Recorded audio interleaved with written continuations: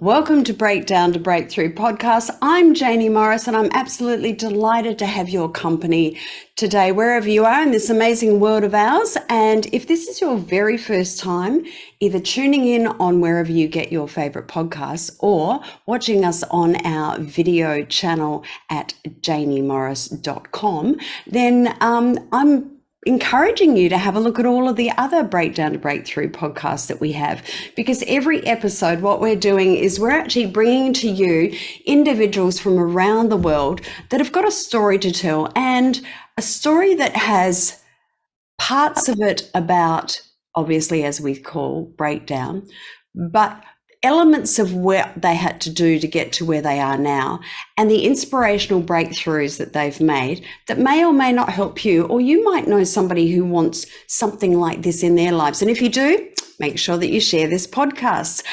And today, my guest is a very special guy.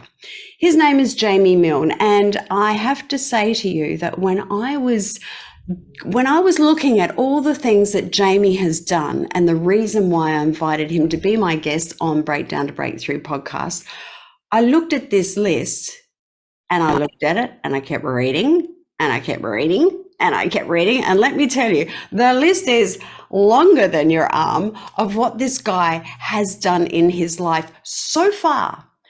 And the things that he's done, I'm going to give you a little insight, but I am going to encourage you to check out his website and read the rest. I have to read this, by the way. Jamie is an author. He's a multiple Guinness World Record holder. We're going to talk to him about that in a moment. He's an ultra endurance athlete, and we're going to talk to you about that as well, because it's ultra endurance means it's over 100 kilometers. He's an award-winning success coach. At the age of only 8, in 1986, he ran his very first 10-kilometer fun run. He's done over 100 ultra marathons. Now, here's one that really got me. He ran from the bottom of England to the top of Scotland with, wait for it, an 11-kilogram backpack on his back, all the way, 800 kilometers. We're going to talk to him about that as well. He's done 4 world record attempts in 1 year, in a 12-month period. He's the owner of Jaynie, that's me, guys, JMT Mind Training and the JMT Mind Gym. Jamie, it blows my mind what you've done. Welcome. Oh, good morning, Jaynie. How are you, my love? Thank you for the lovely intro, by the way. I was like, who's this guy? Well, and who is this guy? Because there's so much more, but let's get right down to it. Jamie, as I said at the top of the podcast, we always love to have individuals who have gone through what most people on this planet have gone through, and that is breakdowns in their lives, but have found a way to come through all of it. And so if you wouldn't mind, can you give our audience, to start with, a little bit of insight on Jamie and your background for them? Yeah, okay. Well, first of all, I'm very honored and very inspired to be here with you today. And I feel very privileged to be asked to come on to your podcast and be part of what you do, Jaynie. So thank you.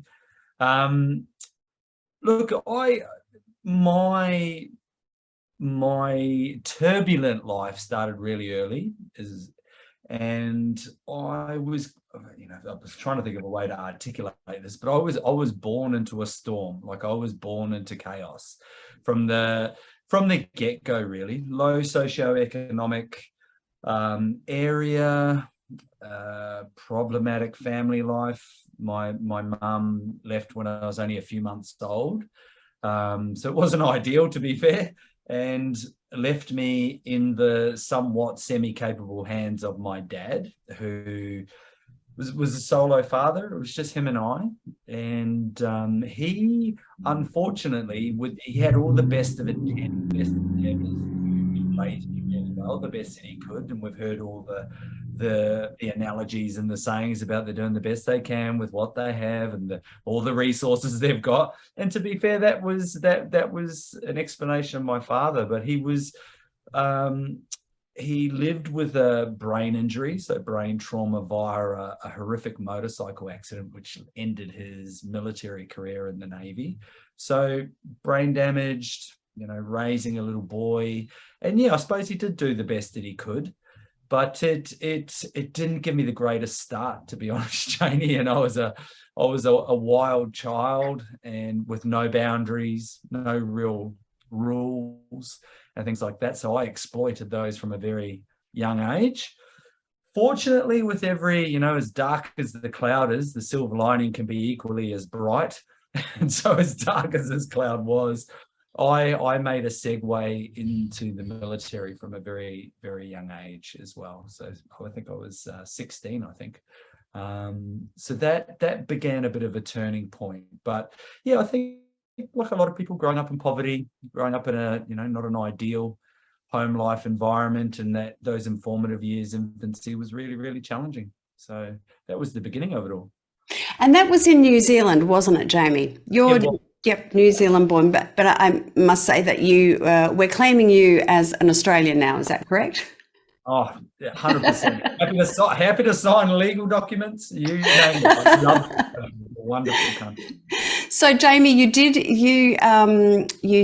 that was your life, and then you got into the Navy. When you finished the Navy, what did you do then? Where did your life go from there? Yeah.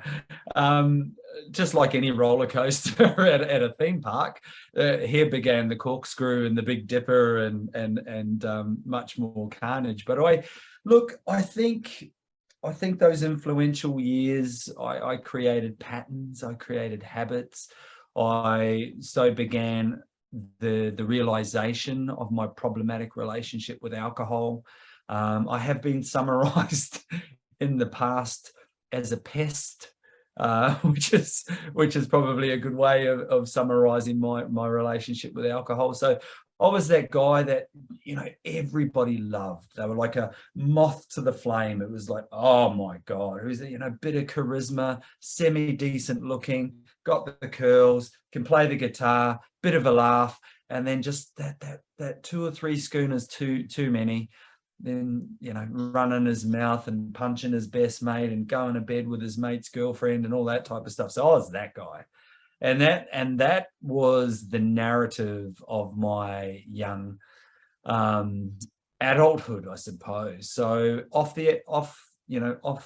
alcohol, a life without alcohol, great, no problems. But start pouring that liquid depressant in, and I was, it was all bad. So yeah. So what happened? What happened that changed that in a 180 degree for you in your life? What was that defining moment? Look, the defining moment was this, and I'll summarize it in a very short version.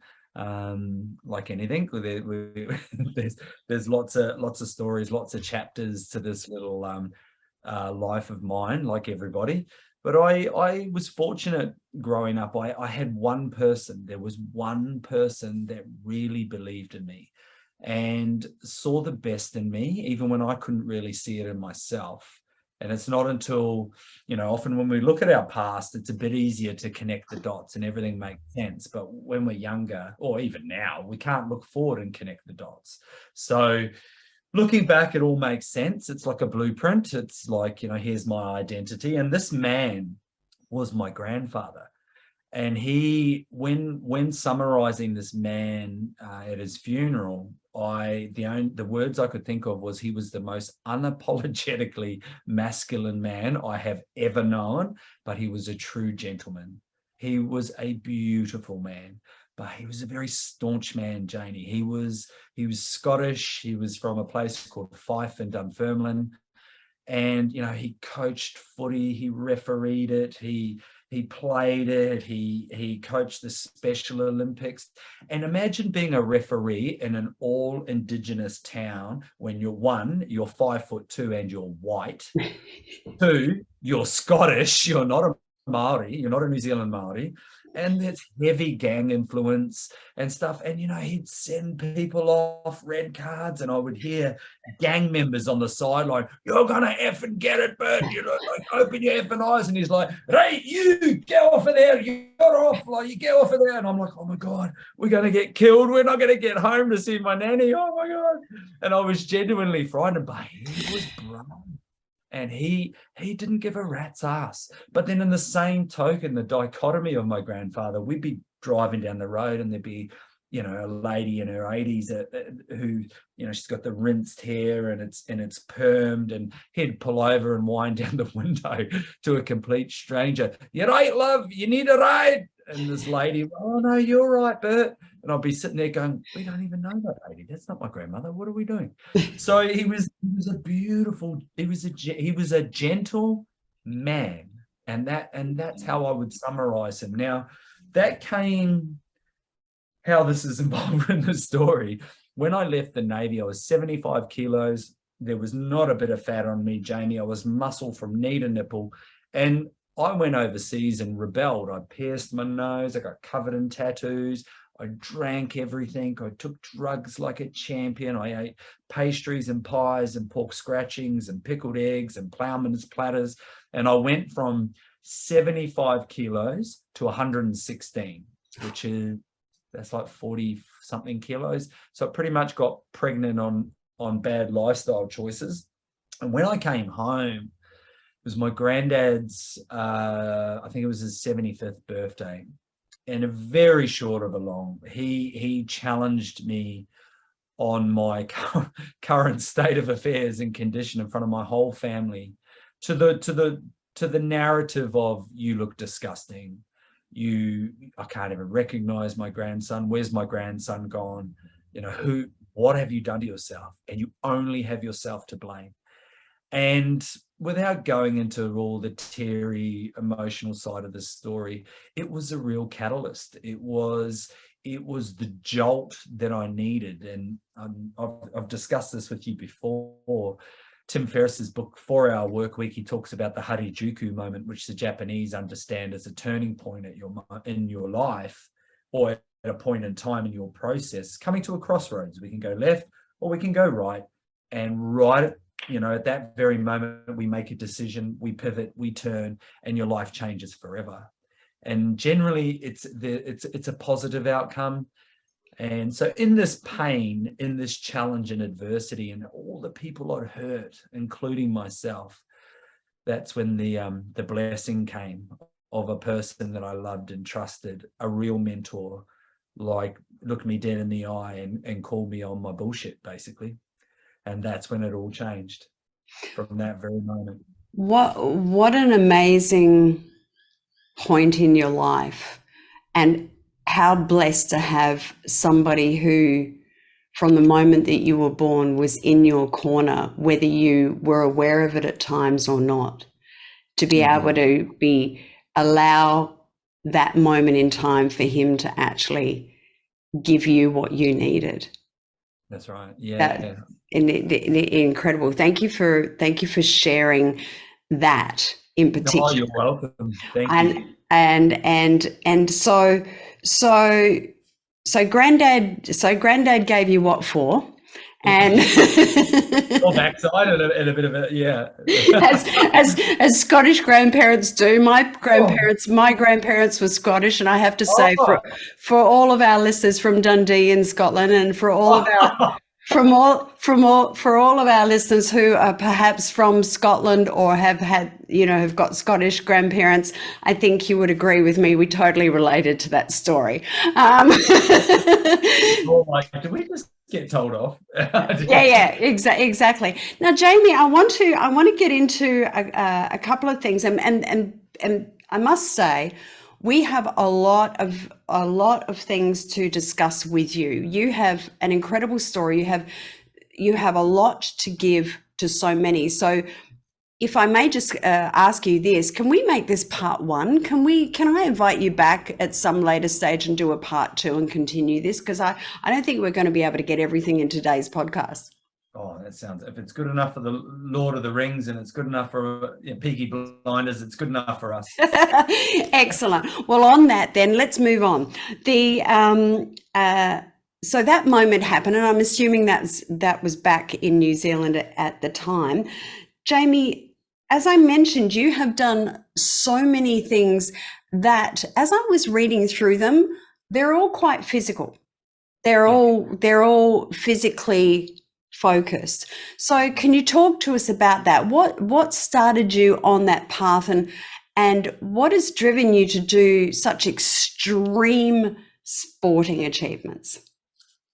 Yeah, what a wonderful question, and a great question. And as you were asking it, I was trying to think to myself, how can I summarize that? And I'm gonna have a crack at doing this in a nice short version. And it's something I know you understand completely, Jaynie, with your formal education and what you do. And I'm going to do my best to explain it for people that may not be aware of the conversation around values. And every single human being who lives on this planet has a unique set of values that are authentic to themselves. And I was led to understand and be educated around values and the fact that they're created via two ways. So to my understanding, one of those ways was a void. Something was missing from our lives. So something is gone. There's a big void, a hole there, and we fill it by creating a value. Another way was a significant emotional event. And so when I look at my life, and I also look at other people's lives, and I'm going to drop some names that I'm sure your audience will know, and we do, and that's people like Mahatma Gandhi, Nelson Mandela. By the way, I'm not comparing myself to these people. I'm like a Maori Nelson Mandela. Who's the Mother Teresa, Martin Luther King. They're ones that spring to mind off the top of my head. Now, they all had one thing in common, and this, by the way, is no reflection of me, but they had one thing in common. So in their lives, they were isolated at some stage. So they were, I'll use Nelson Mandela as a specific example. So he was in prison for 27.5 years. Most of us know that. That was during the racial conflict in South Africa and his beliefs in supporting the Black South Africans. And he was put into imprisonment in isolation. He could see other people, but they couldn't see him. And 27.5 years in isolation, no connection and no love. And so Mother Teresa, Martin Luther King, Dalai Lama, they all had this in common as well at different parts of their life. Isolated, no connection, no love. So a significant emotional event happens to these, globally famous people, and a void is created. So Nelson Mandela comes out, and one of the first things that happened when he was released from prison is, one, he forgave the people that imprisoned him. That was the first thing. Two, he impacted the globe and humanity with his message of equality, of love, of peace, of connection. And then fast forwarding the story, when he became president or prime minister, he employed those people that were responsible for incarcerating him in isolation. So to use that as a reference, there is an example of a big void. Connection and love is taken away, and then they've come out and created this massive value to replace love and connection. And so to ride the coattails of these great leaders of our time, my hedonistic, self-destructive behavior and self-absorbed, self-sabotage, inadequate, dark part of me, which I've now embraced, created such pain and such a void in my life in terms of health and wellness and fitness. I firmly believe health and fitness has been a core value of mine for as long as I can remember, Jaynie. And I think it has created an insatiable drive and enthusiasm and energy for using this little temple, said lightly. I have treated myself like an amusement park, Jaynie, but this temple to do good. And by doing that, it's brought out the good and other good people. And this little body that I abused for so many years has become a powerful reservoir of purpose, of good, and it's influenced and impacted a lot of people. So there we go. Great. And I am going to use the term analogy of bringing those individuals and their personal stories into yours, Jaynie, because I think many of us can actually had some gold drops happening right there and then, because sometimes, and I think you would, well, I'm pretty sure you'd agree with this. Sometimes when we hear the stories of these great individuals, we take on a lesser than approach, feeling that they are greater than. And sometimes we also go into that little black pool of going, well, our problems were worse. Well, hey, it wasn't worse than 27 years in a prison in in Africa. Yeah, great wake up call, Jaynie. Thank you for that. For many of us, there were a couple of guys. I actually heard some of our audience ding ding ding right there and then. So yeah, exactly. So,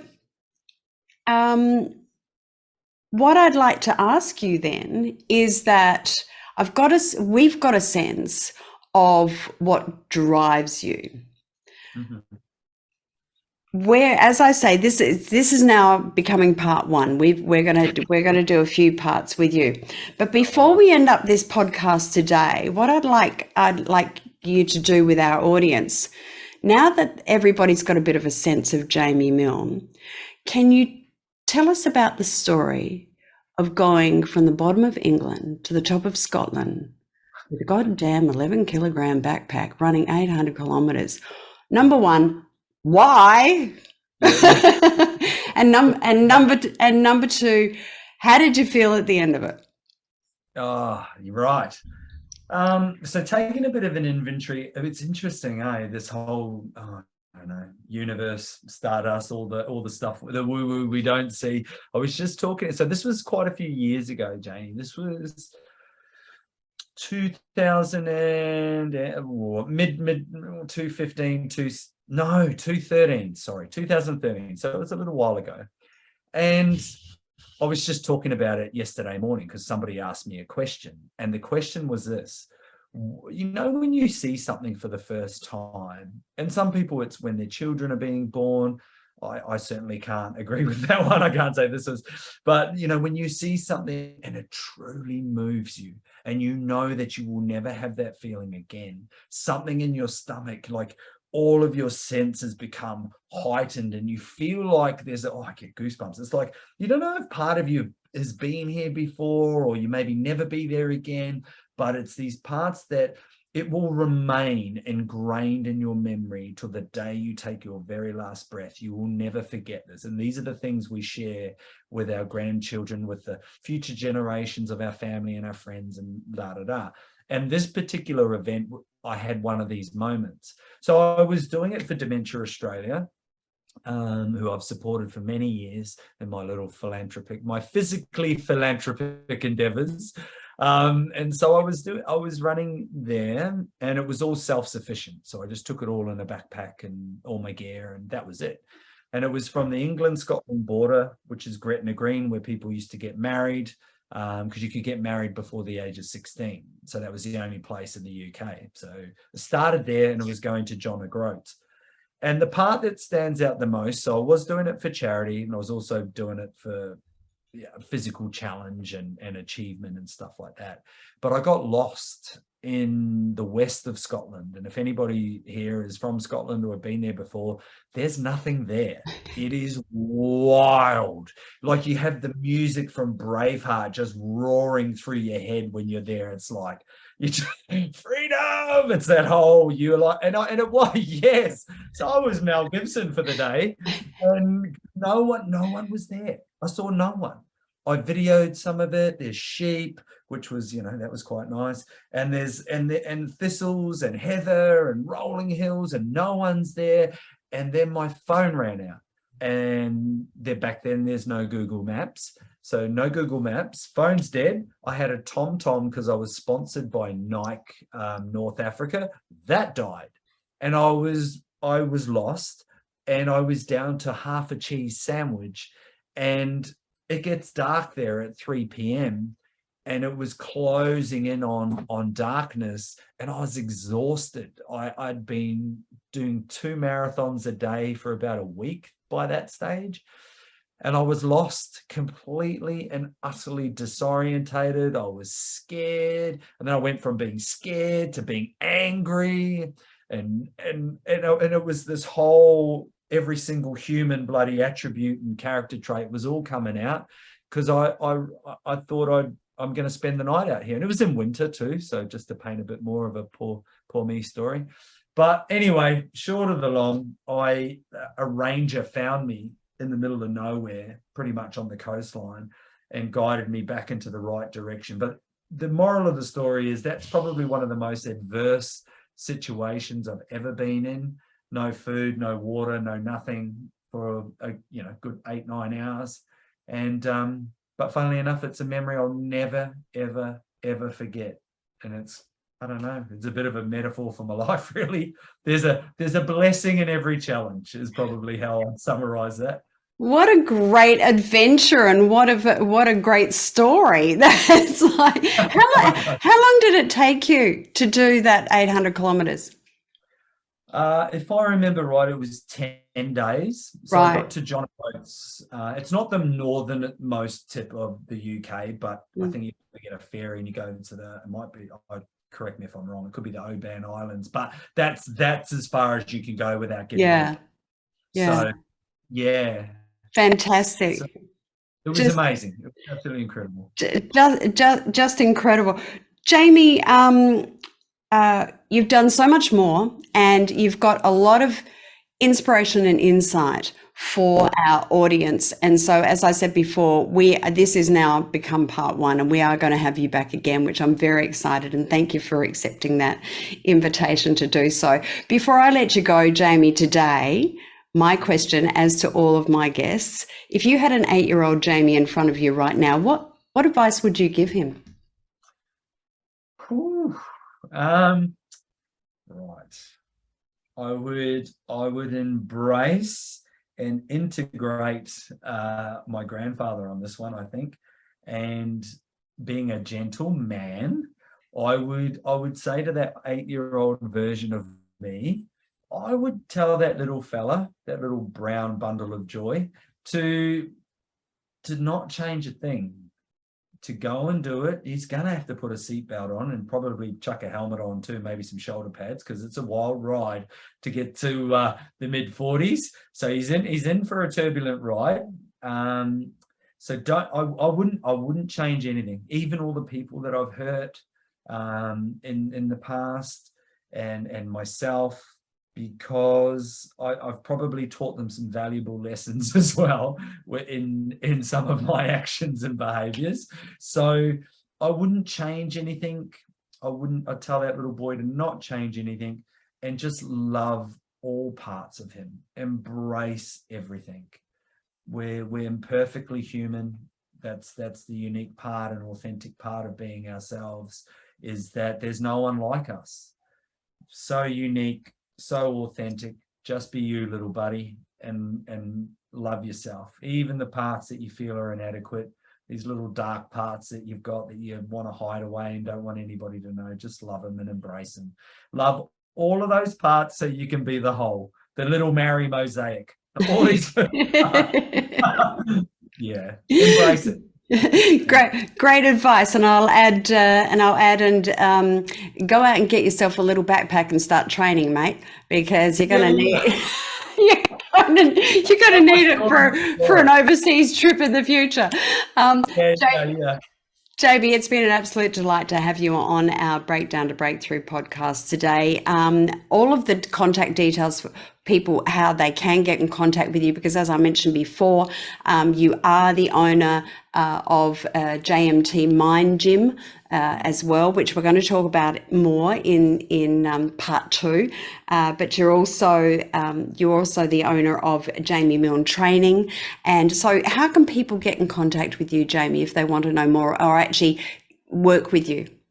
Yeah, thank you, Jaynie. Those two little titles there, JMT MindGym or Jaynie Mind Training, on all the usual social media silos, from Facebook to Instagram to LinkedIn. We're like a positive virus. We are everywhere. So, and Jaynie, thank you so much for having me. You're just a beautiful soul, and I think the work that you do is absolutely wonderful. So honestly, thank you so much for making time for me. Really. Oh, thank you, Jaynie. I really appreciate that. And we look forward to having you next time on part 2. So thank you for being with us today, Jaynie. Really appreciate everything, and especially those gold drops. So if you've enjoyed this episode of Breakdown to Breakthrough podcast with me, Jaynie Morris, then you know what to do. Now, I know you're going to want to share this, so make sure as soon as this podcast finishes, or wherever you're watching this on any of our video channels as well, make sure you share it straight away, like it, comment. Make sure you drop some comments there, because as I mentioned before, this is going to be part 1 now. So we're actually having Jaynie back on a part 2. So if you've got any questions you'd like him to answer in that part 2, make sure you drop them so that we can feed those to him in the next episode with him. And of course, subscribe. Go to jayniemorris.com. Go to the podcast section and subscribe, and that way you'll always be the first to get any of our podcasts. But of course, they're available on wherever you get your podcasts around the world. So in the meantime, wherever you are in this amazing, beautiful world of ours, I'm Jaynie Morris. It's been great to have your company, and I wish you an absolutely fabulous day.